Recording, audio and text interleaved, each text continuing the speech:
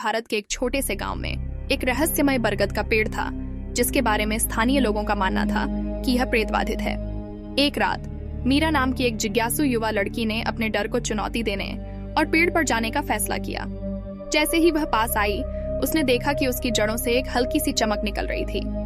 अपनी सहज प्रवृत्ति को नजरअंदाज करते हुए उसने चमकती जड़ों को छुआ और महसूस किया कि उसकी रीढ़ की हड्डी में एक ठंडी सिहरन दौड़ रही है। अचानक मीरा के पैरों के नीचे की जमीन हिलने लगी और पेड़ से एक भूतिया आकृति उभरकर सामने आई। यह एक महिला की आत्मा थी जिसकी वर्षों पहले दुखद मृत्यु हो गई थी। आत्मा ने मीरा को चले जाने की चेतावनी दी, लेकिन वह सुनने के लिए उत्सुक थी। जैसे ही मीरा ने भूत की आंखों में देखा, उसे महिला के अतीत के दर्शन हुए, प्यार, विश्वासघात और बदले की कहानी। जितना अधिक वह देखती गई, उसकी आत्मा पर भूत की पकड़ उतनी ही मजबूत होती गई।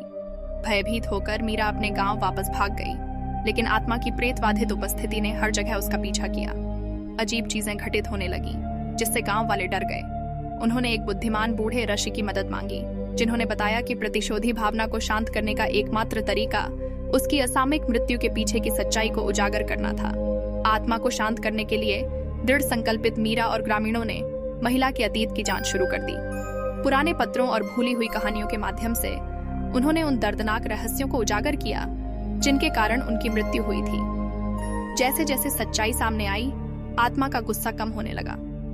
आखिर चांदनी रात में मीरा एक बार फिर बरगद के पेड़ के नीचे खड़ी हो गई।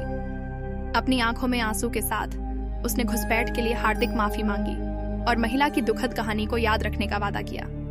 जैसे ही वह बोली, भूतिया आकृति तब तक धुंधली होने लगी जब तक वह पूरी तरह से गायब नहीं हो गई और हवा में शांति की भावना छोड़ गई।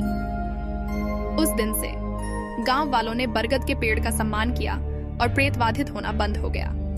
मीरा ने सीखा कि कुछ रहस्यों को बिना छेड़े छोड़ देना ही बेहतर है, और प्रतिशोधी भावना की स्मृति ने उसे सताया, जो उसे अलौकिक शक्ति को कभी कम न आंकने की याद दिलाती थी। यह कहानी एक सच्ची घटना पर आधारित थी। तो आप लोगों को इस कहानी से क्या सीख मिली और यह कहानी आपको कैसी लगी, मुझे कमेंट में जरूर बताएं। और हाँ, ऐसे ही सच्ची घटना पर आधारित कहानी को जानने के लिए हमारे चैनल को जरूर सब्सक्राइब करें। मिलते हैं किसी और वीडियो में एक सच्ची घटना के साथ।